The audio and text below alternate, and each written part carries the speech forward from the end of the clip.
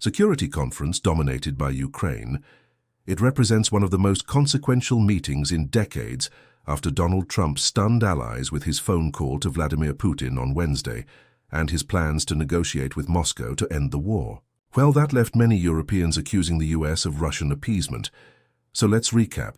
Where we are at the end of this week, the US Vice President J.D. Vance has warned Russia that it might impose IIC sanctions if the country refused to agree what he called a good peace deal with Ukraine.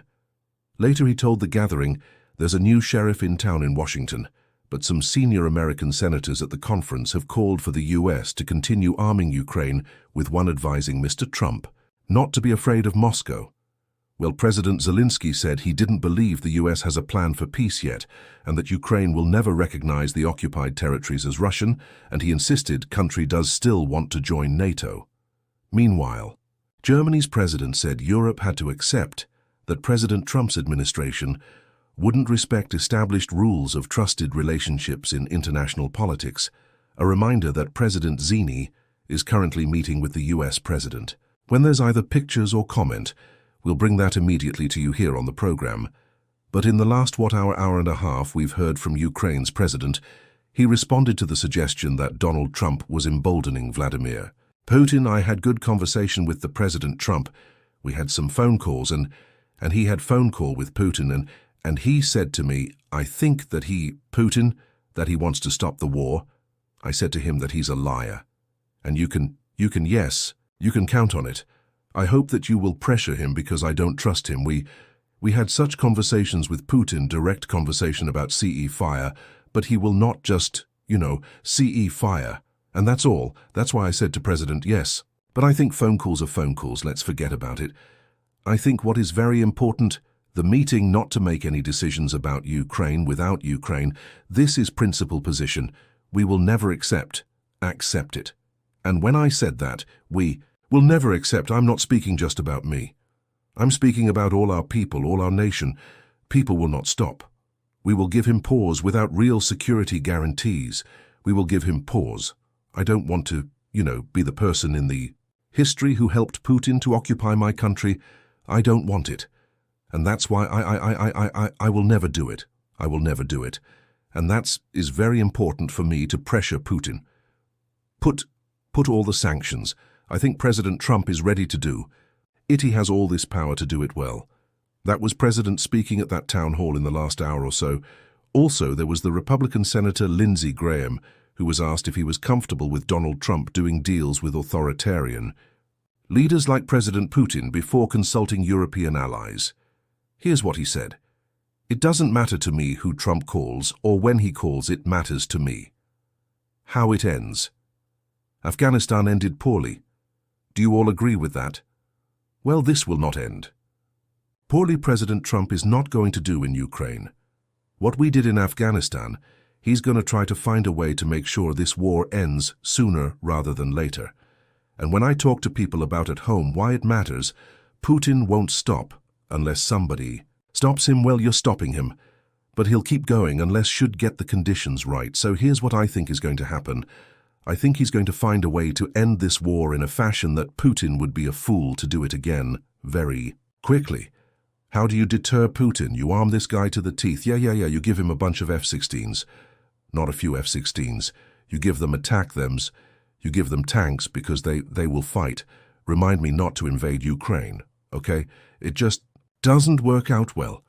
So let's arm this guy. Let's do the minerals agreement so we'll have American business interest.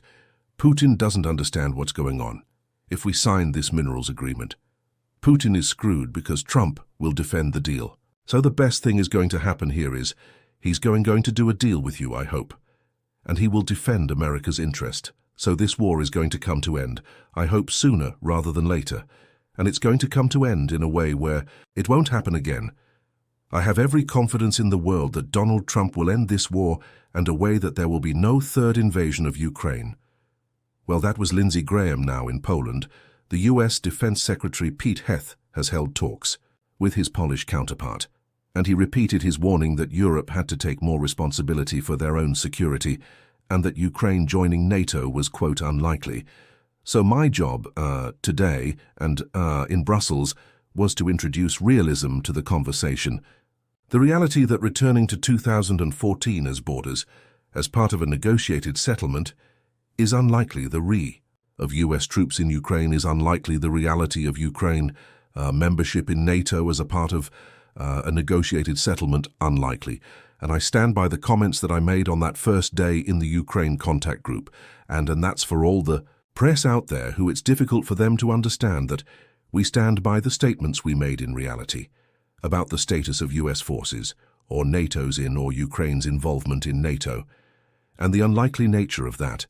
That said, I would never put constraints around what the President of the United States would be willing to negotiate with the sovereign leaders of both Russia and Ukraine. Well, after meeting with the German President a little earlier in the day, the US Vice President, J.D. Vance, addressed that same conference in Munich and provoked anger after accusing European countries of backsliding on free speech. So I come here today not just with an observation, but with an offer, and just as the Biden administration seemed desperate to silence people for speaking their minds, so the Trump administration will do precisely the opposite, and I hope that we can work together on that. In Washington, there is a new sheriff in town, and under Donald Trump's leadership, we may disagree with your views, but we will fight to defend your right to offer it in the public square, agree or disagree. Well, that was J.D. Vance. He is currently meeting with President Zelensky. Let's speak to Ukraine's former president, Petro Penko. He joins me live from Kyiv, and thank you so much for being here on BBC News. Let me start by asking you, how worried are you that Donald Trump might try to negotiate an end to this war without Ukraine being there at the table? This is unacceptable, and I don't believe that the President Trump will do that, because I work with the President Trump for 3 years, and I know for sure that if we have a plan and have a scenario, President Trump will definitely to keep it, and there is no exist any plan of General K or a Security Advice V or Vice President Vance. There is a plan of President Trump, and one of the key point for this plan is nothing about Ukraine without Ukraine. This is the principle I establish, and I work with the Trump for during the time of my president term, and nothing about Europe without Europe. This is also key point, and with that situation, you cannot find out any other nation in the world who wants peace more than we, Ukrainian, because we pay a highest price. For that, mister, I hate to interrupt you, but we're just getting the feed of the pictures of Zelensky and the US Vice President. I'm just going to play that on the screen for meeting. Thank you, colleagues. Thank you so much. Great. Thank you all. Take care, guys. Ukraine is not ready to come to the table with Putin.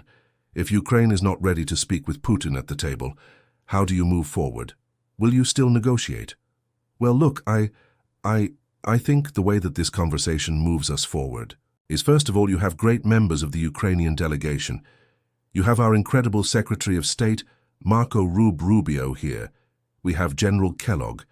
It's important for us to get together and start to have the conversations they're going to be necessary to bring this thing to a close. That's all I'm going to say for now, because I want to preserve the optionality here from the negotiators and our respective teams to bring this thing to a responsible close.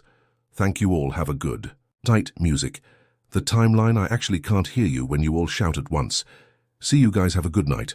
Well, an absolute avalanche of questions with those two leaders not saying any more, as I suspect the cameras are going to be ushered out of that room in the next few seconds. But you heard from J.D. Vance, you heard very briefly from President Zelensky. So that meeting, the pictures, they'll now get down to real talk. So a little later, I suspect we'll get a little more from those two leaders, Petro Poroshenko. Apologies to Breakaway, that was important, just to show our viewers what is currently happening in Munich. You were talking about Ukraine needing to be there at the negotiating table. Were you concerned? Here, Donald Trump earlier in the week appeared to make really obvious concessions, which was that there be no NATO membership from Ukraine, his defense secretary saying they would not go back to the borders of 2014. Did that worry you when you heard some of those things even before the negotiations start to end? This where I can declare you the absolutely crystal clear Ukrainian position. I want to remind you with the words of the President Reagan, then we maintain peace through strength. Exactly this phrase was using the President Trump, because peace through weakness is only invite the aggression. We have a 5 non-C compromise, 0.5 red lines. Point number 1. This is no compromise on the sovereignty and national identity of Ukraine. Will never be the Russian colony. Point number 2. Non-sea compromise on the territorial integrity of Ukraine. Make everything else outside of these 5 points as possible. I think that we can erase any obstacle. We should believe in our victory. And with that situation, I really count on President Trump. And for having that, we should bring Ukraine to negotiations stronger. We should have weapons, long-range missile air defense, and with this situation, we should understand that this is at stake. Ukrainian exists, does we? But do you think you can state or would be destroyed? Do you think it's likely to get more sanctions, more weapons? Already unlikely. Given everything that has come from the current White House, I mean, do you think that's really possible? Going into any sort of negotiations to get more armaments, more sanctions? I don't even think about that. I'm confident in that because I know for sure Putin don't want peace.